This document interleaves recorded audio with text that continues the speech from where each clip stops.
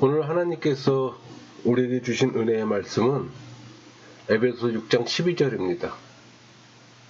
함께 봉독합니다. 우리의 씨름은 혈과 육을 상대하는 것이 아니요 통치자들과 권세들과 이 어둠의 세상 주관자들과 하늘에 있는 악의 영들을 상대함이라. 오늘 말씀의 제목은 영적 세계에 사는 자입니다. 선포되는 말씀을 통해 하나님의 은혜를 경험하는 시간이 되기를 소망합니다.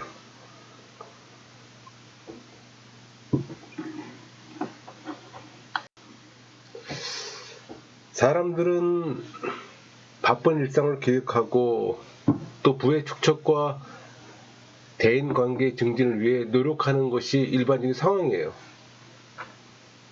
그러나 이것은 성경의 가르침과는 대치되는 모습입니다. 세속적인 체험들로 익숙해지는 현실이에요.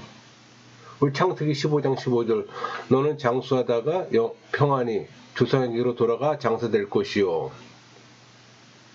그러니까 하나님이 인정하신 삶을 살다가 믿음의 조상들이 이미 가 있는 영적 가나안으로 들어갈 것을 의미해요. 그러니까 성경이 원하는 것은 영혼의 샬롬, 평강 상태입니다. 일반 사람과 영성과의 다른 점은 영혼의 샬롬을 깨는 일을 피한다는 겁니다. 그러니까 그리스도인의 성공 원리는 하나님과의 교제와 영혼의 다스림에 있어요. 그때 진정한 평강으로 또 변화된 삶을 이룰 수 있기 때문에 그 영혼의 샬롬을 유지하는 사람은 내면 세계에서 통찰력과 지혜를 얻어요. 또 만사의 적절한 균형과 또 조화가 이루고 또 외적인 일을 적절하게 또 관리할 수가 있습니다. 그런 바른 믿음과 타인에 대한 사랑을 갖게 되는 겁니다. 그러니까 우리는 하나님의 현존을 인식할 수 있고 또 그분이 주시는 평강으로 삶의 경건을 추구할 수가 있어요. 여러분, 신앙인은 영적 세계의 존재를 알아요. 우리 에베소 6장 12절 우리의 씨름은 혈과 육을 상대하는 것이 아니요 통치자들과 권세들과 이 어둠의 세상 주관자들과 하늘에 있는 악의 영들을 상대함이라. 그 영적 세계를 알지 못하면 그것은 사단의 공격의 무방비 상태가 됩니다. 그러니까 신앙인은 두 개의 아주 다른 세계 속에 살고 있는 거예요. 세속과 영적 세계입니다. 세속적 육적 세계는 다루기가 쉬워요. 세속은 일이나 오락, 대인관계로 이루어지잖아요. 또 성공이나 인기, 재물 등으로 또 쉽게 평가할 수 있는 부분입니다. 근데 영적 부분은 내면의 세계의 영역이에요. 그러니까 내면 세계는 기독인의 어떤 정체성이 형성되고 묵상과 기도를 추구하는 곳이잖아요. 또 예배와 신앙 고백이 이루어지는 곳이고, 그러니까 세속의 욕망을 침투하지 않는 영역으로 만들 수가 있어요. 그러니까 세속은 눈에 보이는 현실이기 때문에 끊임없이 많은 시간과 마음, 물질과 정력을 요구하잖아요. 그러나 영적 세계는 우리에게 강한 의지가 있다면 세속의 영향력을 또 차단할 수가 있습니다. 물론 차단하지 않으면 무너져 내릴 때까지 방치되는 거예요. 그러니까 내면의 세계를 인식하지 못하고 관리하지 못하는 사람들이 많습니다. 가정과 직장, 교회에서 무거운 책임들을 지고 수고하는 사람들이 많아요. 그러니까 유능한 사람들이 다 지쳐 있어요. 내면 세계를 무시한 채 세속에만 치중하는 삶을 살아가기 때문입니다. 그러다 또 한계치가 오면 맥없이 무너져요. 그러니까 우리 삶에는 또 여러 종류의 위험이 도사리고 있잖아요. 그러나 영혼은 평온해요. 위험이 돌출되기 전까지는. 아무리 외부 상황이 위험해 보이더라도 영혼은 안전한 것처럼 보입니다. 그러니까 사람들은 긴장될 삶을 살 때 영적 세계에 의지하지 않고 육적으로 열심히 더 많은 정보를 추구합니다. 사실 내면의 영적 세계는 어떤 어려움도 해결할 수 있는 영적 힘을 얻을 수 있는 유일한 장소인데, 그러니까 평상시 영적 세계에 단련이 없으면 사람들은 쉽게 뭐 자아가 붕괴되거나 삶의 포기 등 침몰 위기의 도래가 옵니다. 그 외적 압력을 견뎌내기 위한 어떤 안전과 힘이 없어 사람들이 산산조각 나는 것은 성숙련 실패와는 차원이 달라요. 우리는 성경에서 성경 기자들의 내적 파워를 발견하잖아요. 성경 기자들은 원칙을 알고 있어요. 창조주는 우리가 내면 세계로부터 어떤 외부 세계를 지향할 때 가장 능률적으로 살 수 있도록 우리를 만드셨어요. 그러니까 우리는 이 내면 세계의 안정으로 외부 세계를 변화시킵니다. 그래서 평상시 영적 훈련이 필요한 겁니다. 우리 디모데전서 4장 7절 망령되고 허탄한 신화를 버리고 경건에 이르도록 네 자신을 연단하라. 여기서 경건은 순결한 양심으로 하나님께 예배할 수 있는 마음을 의미합니다. 사실 경건의 베이스는 사랑과 경외입니다. 하나님을 사랑하는 마음과 하나님을 두려워하는 마음. 사랑에서 나온 거룩한 두려움이에요. 그러니까 회심한 신앙도 영혼의 죄가 내주하잖아요. 그러니까 욕망을 누르는 어떤 성령의 지배를 받기 위해 은혜 방편으로 또 훈련이 필요합니다. 외적 상황이 시끄럽고 혼란스러워도 내 자신의 마음속에는 아주 고요하고 또 평안한 시간을 보낼 수가 있어요. 내면 세계 질서에서 오는 평강 때문에 그게 가능한 겁니다. 여러분 영적 세계라니 대단한 것처럼 느낄 필요는 없어요. 성령이 내주하고 성령의 지배를 받으면 그게 영적 세계를 소유하는 겁니다. 그러니까 종교인은 성령의 사역을 뺀 나머지 내면의 세계만 보잖아요. 여러분 삶에 쫓기는 사람의 치료 방법은 없을까요? 있습니다. 문제는 쫓기는 사람 자신이 그런 사실을 인지해야 되는 거예요. 원인 파악이 중요하잖아요. 많은 교회 지도자들은 자신에 대한 세상 평가를 의식하려는 끊임없는 유혹을 받고 있습니다. 그 유혹을 받아들이면 환상이 그들의 인격을 서서히 오염시키기 시작합니다. 자신이 그런 존재가 아니라는 사실을 망각한 채 왜곡된 자기인식을 키워나가기 시작하는 거예요. 그들은 너무 바빠서 영성을 위해 광야에서 보낼 시간이 없어요. 교회 조직이 그를 필요로 하고 그들을 맹종하는 종교인들의 찬사는 그를 착각 속에서 빠져나오지 못하게 하고 또 그의 정욕은 더 커져갑니다. 그러니까 이렇게 쫓기는 사람은 자기를 추종자들의 주인으로 간주하고 그렇게 되면 또 그것들을 잃는다는 사실이 그에게는 또 심각한 위기가 됩니다. 그래서 쫓기는 삶에서 탈피해야 하는 겁니다. 근데 방법은 간단해요. 우리 야고보서 1장 15절 욕심이 인생인 줄 죄를 낳고 죄가 장성한 즉 사망을 낳느니라. 욕심은 부족한 것을 채우기 위해 필연적으로 또 죄를 유발합니다. 또 그 마음의 상태가 습관적으로 굳어져서 또 사망에 이르게 되는 거고. 모든 욕심을 버리면 됩니다. 그럼 자유로워져요. 그게 어렵죠. 이런 예를 우리 사무엘서에서 사울 왕을 보면 알 수가 있습니다. 사울 왕은 자신의 영역을 지키기 위해 전력 투구했으나 실패했잖아요. 그는 무엇인가를 일단 소유하면 그것을 꼭 쥐고 놓지 않았어요. 또 그와 대조적으로 자신의 삶을 청직의 삶으로 여겼던 인물은 또 세례 요한이잖아요. 그는 한때 군중들이 요한을 추종했고 또 그의 카리스마는 군중들을 사로잡았어요. 그러니까 군중들이 그를 떠나 예수님에게로 향해 갈 때 요한은 무엇인가를 잃고 있었는데 그것은 예언자로서 인기였습니다. 그러나 세례 요한은 사울 왕과는 달랐어요. 그는 아무것도 소유하려 하지 않았고 대중의 인기 역시 마찬가지였어요. 이런 요한의 시각은 오늘날 우리에게는 뭐 재산이나 직위, 뭐 건강, 명예, 권일 수 있습니다. 우리 주변에 일자리 없는 사람들이 있습니다. 근데 그들은 단순히 일자리만 없는 것이 아니고 정신적 장애가 일어나요. 또 이런 현상은 그들이 하나님이 없는 내면 세계가 문제입니다. 무슨 말인고 하니 믿음의 기반 위에 그들의 삶을 쌓는 것이 아니라 일이라는 기반 위에 쌓아왔음을 말하는 거예요. 그 세례 요한에게는 그의 내면 세계 안에 하나님의 소명이라는 의심할 수 없는 실체가 있었어요. 그 내면의 목소리는 다른 어떤 외적 소리보다 컸고 또 잘 훈련된 조용한 내면으로부터 온 겁니다. 우리 누가복음 1장 80절 아이가 자라며 심령이 강하여지며 이스라엘에게 나타나는 날까지 빈들에 있으리라. 세례 요한의 영적 세계는 광야에서 훈련되었습니다. 어려움 가운데 처한 사람이 하나님의 음성을 듣고자 한다면 광야는 가장 좋은 장소예요. 그래서 초대 교부들이 사막으로 나가 영성을 키웠던 겁니다. 그래서 사망의 영성이라고 하잖아요.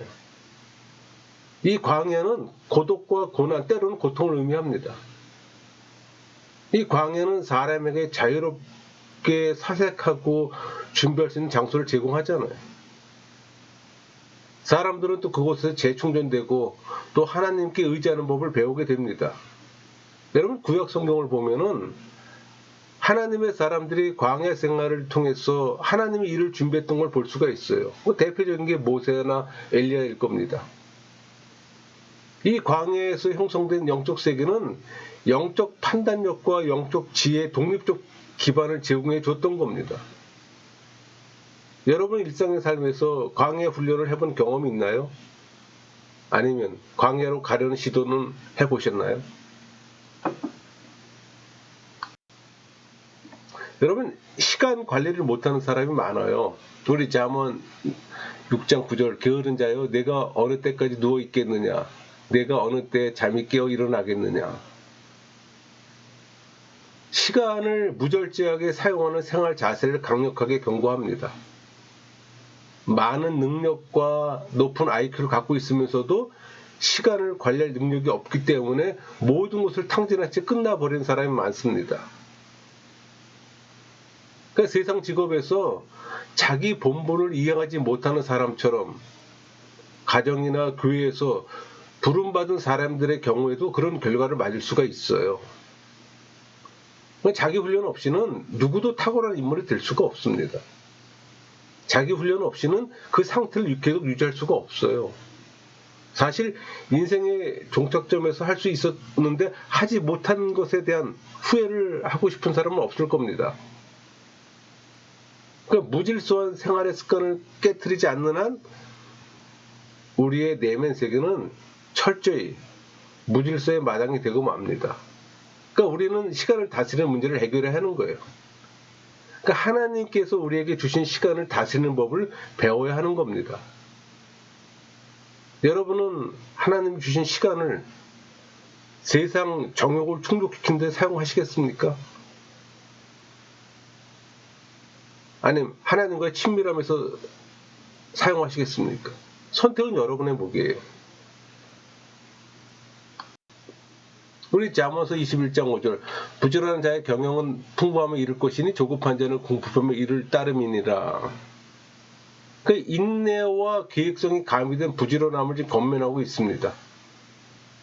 그 개인적인 시간 사용을 위해서도 계획을 세워야 하는 겁니다. 보통 사람들은 돈에 대해서 예산을 세우는 것에 익숙하잖아요.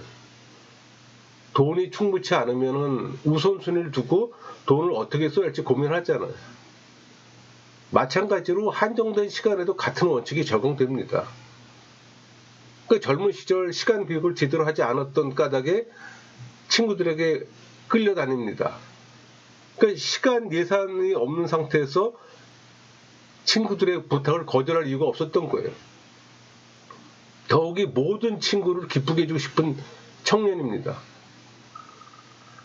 그러니까 무질서한 시간 사용 탓에 독자적으로 내 시간을 통제하지 않았기에 내 주위의 사람들이 내 시간을 주도하게 되었던 겁니다. 내가 친구들과 사용했던 그 시간들은 분명 시간 사용에 있어서 우선순위를 차지할 만한 일은 아니었어요.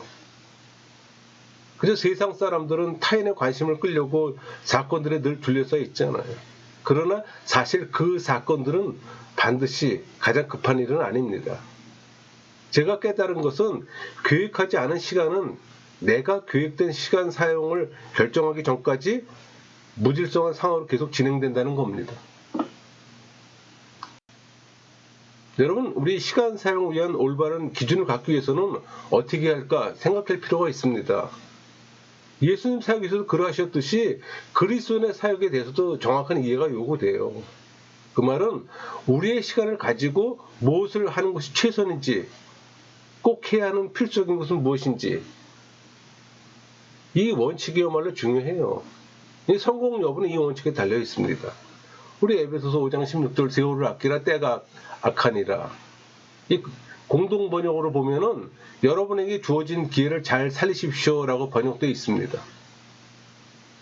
그러니까 자신에게 기회가 주어졌을 때 그것을 잘 선용하지 않으면 시간이 흐른 뒤에 그 기회는 다시 오지 않기 때문에 우리 에베소 5장 17절 그러므로 어리석은 자가 되지 말고 오직 주의 뜻이 무엇인가 이해하라. 그러니까 신앙인들이 악한 세상을 살면서 또 주의 뜻을 잘 분별하고 또 주의 뜻대로 삶을 영위해 빛의 열매를 맺으라면 또 말하는 겁니다.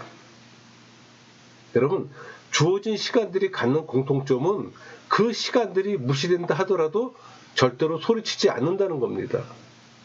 예를 들어 내가 어떤 영적 훈련을 소홀히 한다고 해서 하나님께서 당장 큰 소리를 고함치지 않아요. 얼마 동안 잘 버팁니다. 그러니까 내가 묵상을 위한 시간이 사라졌어도 관대해요. 또 성경을 연구한 시간을 우선순위에 빼놓더라도 얼마가는 별탈이 없어요. 그냥 이런 것들은 큰 어려움 없이 얼마 동안 무시될 수가 있습니다. 그런 이유로 오래전에 그것들을 위한 시간 계획을 짜지 않으면 다른 일들이 그 자리에 차지하게 됩니다. 또 그것들이 장시간 무시되고 나면 마침내 하나님과의 관계나 영적 훈련 등이 심각한 지경에 처하게 됩니다. 회복하기 너무 늦는 것을 발견하게 돼요. 혹시 여러분의 아침 시간을 요구하는 사람이 있으면 미루세요. 그 시간에 매일 하나님과 만날 약속을 잡으세요. 영적 세계에서 타협해서는 안 될 요소들, 영적 훈련, 지적 훈련들입니다. 우리에게는 이런 시간이야말로 타협해서는 안 될 시간들입니다. 왜? 이것들은 영적 삶의 전부이기 때문에. 여러분, 세속에서 영적 무장이 안 된 사람들은 쉽게 어떤 영혼과 인간 관계를 파괴시키는 어떤 이념과 시스템의 희생자가 됩니다. 그러니까 지적 능력, 영적 능력이 없기 때문에 그들은 다른 사람들과의 생각과 의견에 의존하게 되는 거예요. 그러니까 무개념의 행동은 인격적인 무질서를 야기해요. 그러니까 정체성이 없는 그리스도인들은 쉽게 세속문화에 흡수가 되는 겁니다. 그의 영혼은 훈련되지 않았기에 세상의 도전을 이길 능력이 없는 거예요. 많은 이들 가운데 실패할 수 없을 정도로 이름났던 사람들이 있어요. 또 젊은 나이로 능력을 보였던 설교자일 수도 있습니다. 또 괄목할 만한 실적을 올린 사업가일 수도 있어요. 근데 그런 사람들이 무너져요. 왜? 사고력의 발전이 계속 단련돼야 하고 새로운 곳으로 채워지며 강화돼야 한다는 사실을 깨닫지 못한 사람들입니다. 이것은 단순히 어떤 지적인 정보를 이야기하는 건 아닙니다. 주어진 재능은 사람들을 어느 정도까지 유지해 주지만 경주가 끝나기 훨씬 전에 주저앉고 말아요. 그러니까 재능 있는 젊은 사람들을 잘 관찰하면 잘못될 가능성을 발견할 수가 있어요. 본인은 인식하지 못하지만 삶의 연륜을 갖고 있는 사람이 볼 땐 발견이 됩니다. 그 발견은 인생의 경주는 재능이 아니라 인내와 자기 훈련으로 경주해야 한다는 걸 암시하는 겁니다. 우리 누가복음 21장 19절 너희의 인내로 너희 영혼을 얻으리라. 어려움을 견디는 인내는 영혼 구원으로 이어집니다. 어려움에 직면한 자에게 용기와 소망을 불어넣어주고 있는 겁니다. 잘 훈련되고 바르게 형성된 영혼이 최선의 생각을 해낼 수가 있는 거예요. 또 이런 최선의 사고는 하나님을 또 경외하는 가운데 이루어집니다. 여러분, 우리 영혼은 뭐 지성, 오성, 이성의 체계로 구성되어 있잖아요. 사고하고 분석하고 혁신하게끔 훈련되어져야 합니다. 그러니까 영성가들은 방심하지 않고 활동하며 매일 새로운 하나님의 지식과 또 정기적으로 새로운 지식과 결론들을 창출해내요. 또 그들은 매일같이 영혼을 단련시키는 일에 자신을 투자합니다. 그러니까 하나님과의 친밀함에 많은 비중을 준다는 얘기예요. 헌신된 삶, 뭐 봉사활동, 합리적인 지적 생활이 잘 개발되지 않으면 생명력 있는 영성 있는 신앙인이 되기가 어려워요. 이런 요소를 복음주의자들이 쉽게 무시하는 경향이 있습니다. 왜? 복음만 전하면 되기 때문에. 그 결과 종교인들만 양산했잖아요. 교회 안에 종교인들만 넘치잖아요. 신앙인들을 못 만들었어요. 그러니까 이 시대의 교회 문제는 신앙인이 없다는 겁니다. 근데 다수의 종교인들이 모두 신앙인이라고 착각을 해요. 실상은 신앙인은 소수인데. 여러분, 성경을 연구하면 역사적 교리적으로 천국길이 좁다는 사실을 알려줘요. 예를 들어 볼게요. 그 출애굽한 이스라엘 백성이 200만이 넘습니다. 근데 북이스라엘 멸망으로 사라졌어요. 그러니까 남유다 멸망으로 바벨론 포로로 끌려간 후 1차, 2차, 3차 돌아온 기한수가 10만이 안 돼요. 200만이란 이스라엘 백성이 전쟁을 통해 포로로 흘려가서 돌아온 숫자가 10만이 안 된다는 얘기예요. 이들은 남은 자라고 칭함을 받는 자들입니다. 그러니까 예수님과 제자들을 통해 또 사도 바울을 통해 복음을 전해 종교인은 많았지만 신앙인이 적었어요. 여러분, 교회 안에 들어와 물세례 받으면 구원 받나요? 그건 아니잖아요. 우리 에베소서 4장 18절, 그들의 총명이 어두워지고 그들 가운데 있는 무지함과 그들의 마음이 굳어짐으로 말미암아 하나님의 생명에서 떠나 있도다.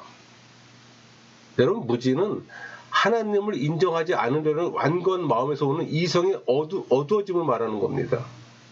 그러니까 선천적인 지혜에 대한 무지를 가리켜요. 이런 사람들은 진리를 볼 수 없어요.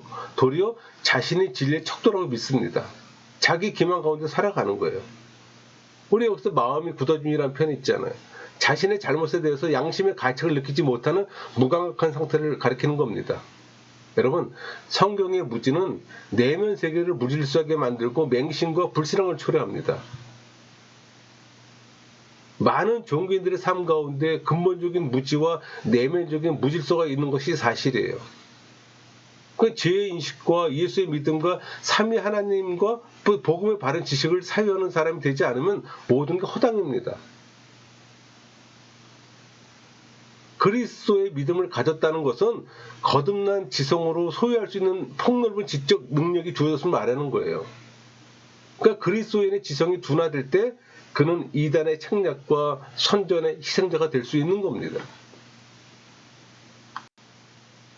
여러분, 서재에 가면은 한 번도 읽지 않은 책이 있을 겁니다.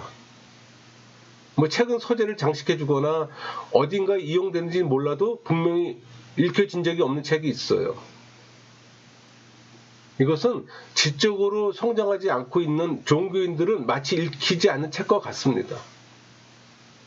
작은 사용 가치가 있을지는 몰라도 명철함과 지적 능력이 잘 개발된 사람을 필요로 하는 사명에는 거기가 가치가 없을 겁니다. 그러니까 우리가 성경을 발견했을 때처럼 많은 사람들은 외적으로는 닳고 찢어진 삶의 표지를 지니고 있어요. 그러나 그들 내면 세계의 많은 부분들은 미처 펼치지 않은 책처럼 그대로 있는 겁니다. 그들은 하나님께서 우리로 하여금 깨닫고 즐기고 사용하도록 부여해 주신 그 모든 것을 이용하지 못한다는 겁니다. 안타깝죠. 우리 디모데후서 3장 15절, 또 어려서부터 성경을 알았나니 성경은 능히 너로 하여금 그리스도 예수 안에 있는 믿음으로 말미암아 구원에 이르는 지혜가 있게 하느니라. 성경을 주신 목적은 구원에 이르게 하는 지혜를 얻기 위함입니다. 또 하나님의 의가 계시되어 있어요. 그러니까 그리스도의 믿음이 성경을 조명하며 생명력을 부여한다는 것을 시사하는 겁니다. 여러분, 우리의 영혼의 지적 차원을 개발하면 목적이 있어요.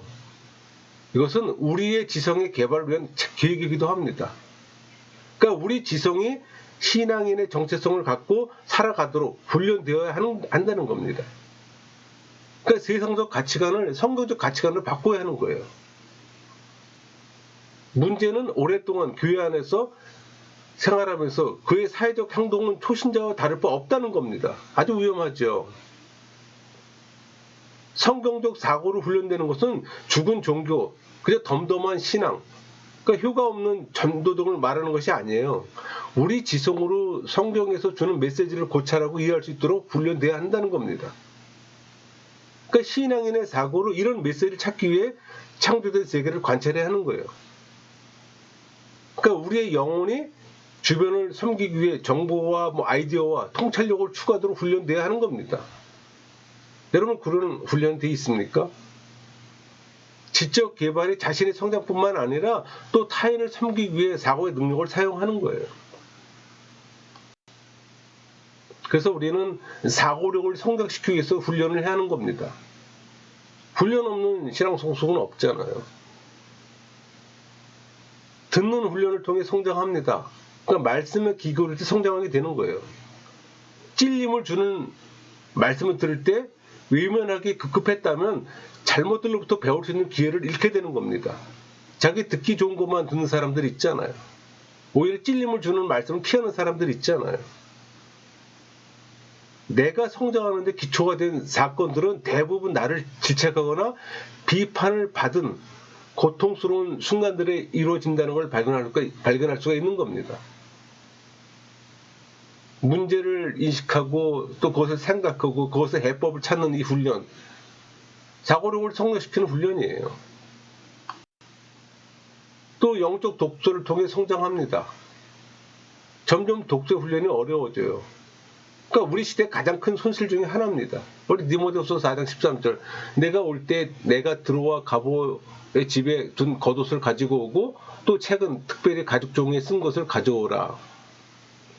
지금 사도 바울은 디모데에게 양피지 책들을 가져오기를 좀 부탁합니다. 이것은 그의 상황에 상관없이 성장하기를 열망하는 걸 보여주는 거예요. 그러니까 우리는 영적 도서를 읽는데 이것은 우리에게 많은 또 귀중한 통찰력을 줍니다. 여러분, 독서는 간접 경험을 하잖아요. 중요한 것이 있어요. 좋은 책을 선택해야 하는 겁니다. 잘못된 지식 습득은 아는 것마도 못해요.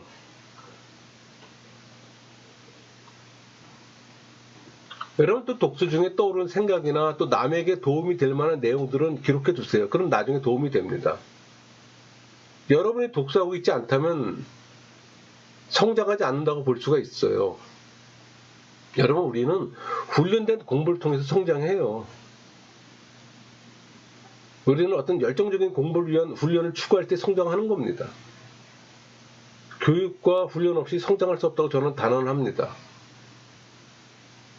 우리의 생각을 넓혀주는 교육 과정에 참석하거나 또 새로운 것을 배우게 하는 도전들을 받아들이거나 또 하나님의 세계를 배우기 위한 다양한 훈련들을 통해서 이루어지는 겁니다. 또 배우기를 희망하는 그리스도인들은 언제나 노트를 갖고 다녀요. 메모 습관은 우리에게 또 주어지는 지식이나 통찰력을 또 저장하잖아요. 그렇게 함으로써 모든 성당에 또 혜택을 누리게 하는 방법이기도 합니다. 우리 에스라 7장 10절, 에스라가 여호와의 율법을 연구하여 준행하며 율례와 규례를 이스라엘에게 가르치기로 결심하였었더라. 에스라는 지성이 성장한다는 걸 믿는 사람입니다. 에스라는 성경을 연구했고 또 배운 것을 행했으며 또 사람들에게 가르쳤어요. 그러니까 에스라가 실행하기를 결심한 여러 일 중에서 가장 중요시되었던 게 바로 가르침입니다. 하나님께서는 예루살렘 재건을 위해 수많은 사람들을 이끌며 하나님의 법도와 윤리를 세우기 위해 에스라를 사용했어요. 그러니까 영적 성숙을 이룰수록 하나님을 더 온전하게 알게 되고 또 다른 사람들을 섬기는데 유익한 사람이 될 겁니다. 창조 원리의 의도대로 우리의 지성은 성숙할수록 하나님의 영광을 드러내기 시작하게 될 겁니다. 믿습니까? 여러분, 영적 평강을 원한다면 행하세요. 행동하세요. 하나님과의 교제를 위해 영혼의 초소를 만들어 놓고 그곳에서 하나님과의 친밀함을 키워가세요. 우리 시편 25편 14절, 여호와의 친밀하심이 그를 경외하는 자들에게 있으며 그의 언약을 그들에게 보이시로다. 여기서 보이시로다, 히브리어로도 야다흐입니다. 야다흐. 단순히 지식적으로 안다는 의미가 아니라 체험적 지식을 의미하는 거예요. 이 구절은 그들이 하나님의 언약의 비밀을 더 깊고 풍부하게 체험하고 알게 될 걸 의미하는 거예요. 그러니까 하나님을 경외하는 자는 친밀한 대화를 나눌 수가 있어요. 영적 처소가 준비되고 성령이 그곳에 거하실 때 성령의 9가지 열매의 성품들이 주어지는 겁니다. 또 자제력의 능력과 또 악을 분별하고 진리를 찾아내는 능력을 소유하게 되는 거예요. 그러니까 사막의 교부들은 영성 개발을 위한 고유한 환경의 중요성을 깨닫고 침묵과 고독, 내적 평화를 서로에게 강조했습니다. 초대 교부의 영성에 관심을 가져본 사람이라면 초대 교부들의 생활상을 쉽게 알 수가 있어요. 그들의 기본적인 영적 훈련 방법이 있습니다. 고독과 침묵을 추구하거나 또 규칙적으로 성령의 내적 음성 듣기를 했던 겁니다. 또 사색과 묵상을 체험을 하고 예배와 간구로서의 기도를 쉬지 않았어요. 여러분, 하나님과의 친밀함을 원하는 사람에게는 여러 가지 장애가 생겨요. 대개는 내 안에 내재하는 죄의 경향성입니다. 이 장애를 방치한다면 성령의 내적 음성을 들을 수가 없어요. 하나님과 동행하는 사람은 성령께서 내적 음성을 들려주기 위해서 큰 소리로 말씀하시지 않는다는 사실을 잘 알고 있습니다. 우리 시편 60편 1절, 나의 영혼이 잠잠히 하나님만 바라며 나의 구원이 그에게서 나오는도다. 하나님은 침묵을 통해 만날 수가 있습니다. 그래서 침묵 기도는 절대적이에요. 묵상과 정감적 기도는 필수 코스입니다. 내면의 영적 세계를 바라는 사람은 자신에게 적합한 장소와 시간을 찾아야 할 겁니다.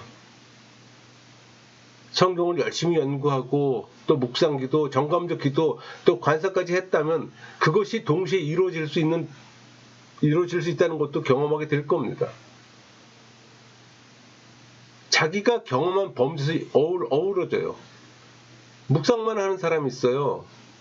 또 묵상에서 출적 묵상하는 사람, 귀납적 묵상하는 사람은 또 구분되잖아요. 다음 단계로 정감적 기도를 훈련한 사람은 묵성과 내적 음성 듣기 어우러집니다. 관상까지 한 사람 모두가 다 어우러지는 거예요. 그러니까 모든 침묵 기도의 시작은 스텝 바이 스텝이지만 다 경험하게 되면 하나로 통합될 수가 있어요. 중요한 것은 성경 연구가 기본이라는 사실을 기억하세요. 자기가 알고 있는 성경식 범주에서 침묵 기도가 병행된다는 사실도 기억하세요. 오랜 경험의 조언입니다. 많은 것을 다 하고 싶지만 그 정도가 되려면 대가 지불이 커요. 그래서 많은 사람들이 포기하는 겁니다.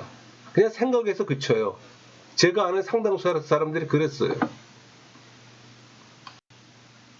여러분, 이 내면의 영적 세계의 처소에서 말씀하시는 이 성령의 음성을 듣는 효과적인 방법 중에 하나는 쓰기입니다. 뭐 일기를 쓰건 메모를 하건 상관없어요. 그 메모를 통해 그분은 나의 두려움에 대해서 말씀해 주시고 또 쉽게 떠오르는 의심들의 정체를 밝혀주시기 위해서 깨우쳐 주세요. 그래서 일기는 내 속사람을 적나라하게 마주하게끔 도와주잖아요. 과거 노트를 보면 내 마음의 기도 열림을 알 수가 있어요. 그러니까 내주하시는 성령이 말씀하시면 언제든 들을 준비가 되어 있어야 하는 겁니다. 그래서 영적 훈련은 사색과 묵상을 통해 이루어져요. 우리 여호수아 1장 8절, 이 율법책을 네 입에 떠나지 말게 하며 주야로 그것을 묵상하여 그 안에 기록된 대로 다 지켜 행하라. 그리하면 네 길이 평탄하게 될 것이며 네가 형통하리라. 여기서 묵상하여, 이거는 히브리어로 하가입니다. 그러니까 단순히 어떤 이론적 사색이나 명상을 뜻하지 않아요. 실생활에서 적용이나 실천을 위해서 율법을 깊이 연구하는 걸 의미합니다. 여러분, 묵상은 성경 본문을 택해서 말씀이 내면의 세계로 들어오도록 하는 겁니다. 그럴 때 회개나 확신, 찬양과 감사들의 결과들이 나타나는 거예요.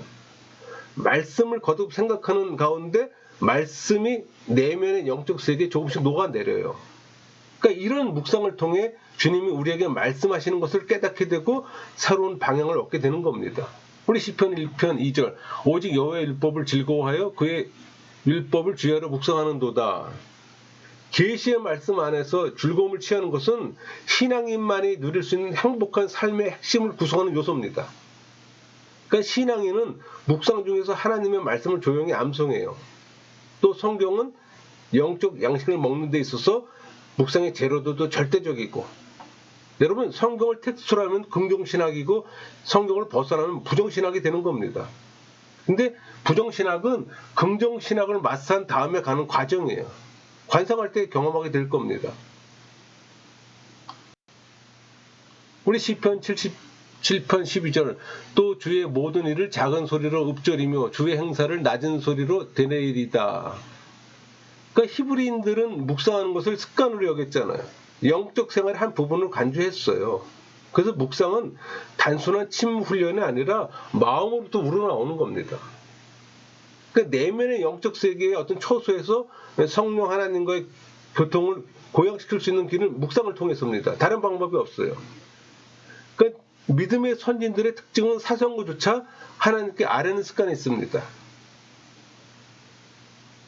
그러니까 영적 전쟁의 시간에 확신을 가지고 하나님을 향해하며 또 하나님 임재 속에서 예배하고 또 우리의 걱정과 약함을 토로해야 합니다. 그렇게 할 때 우리에게 없는 그 모든 덕목을 성령 하나님께 제공해 주시는 거예요. 그러니까 우리는 건전하지 않은 어떤 정신적, 감정적, 윤리적, 영적 태도를 다루는 법을 배우게 되는 겁니다. 그래서 그럴 때 건전하지 않은 것들은 예수님께 주님 이것들을 파하소서 그냥 말하면 되는 거예요. 여러분 내면의 영적 세계를 소유한 신앙인은 하나님께 전적으로 의탁합니다. 또 성령의 내적 음성을 듣고 순종하는 삶이야말로 온전한 삶이에요. 그렇게 살 때 삶의 기쁨은 빛을 발하고 또 그로 인한 평강은 심오합니다. 또 그것에서 나온 겸손은 깊이가 있어요. 그러니까 겸손의 파워는 세상에 선한 영향력을 끼치고 또 그 영향력의 사랑은 모든 걸 덮어줘요. 또 그렇게 사는 영적 단순함이 영적 세계에 사는 삶이에요. 여러분 모두가 영적 세계에 사는 신앙이 되기를 소망합니다. 말씀을 마치겠습니다.